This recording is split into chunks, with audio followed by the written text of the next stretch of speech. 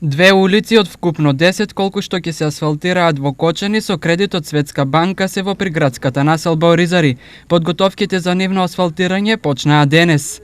Моментално вршиме испитување на тампонот и се предвидува наредната недела негде за четврток или петок да се отпочне со асфалтирање.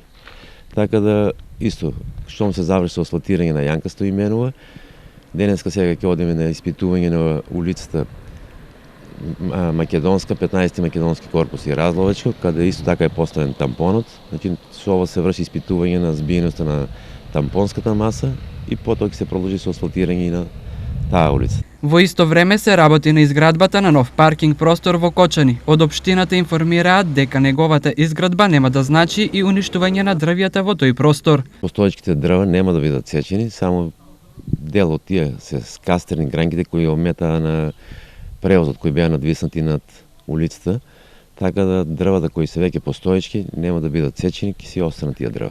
Доколку се одвива според предвидениот ред, работите треба да бидат завршени за 2 недели.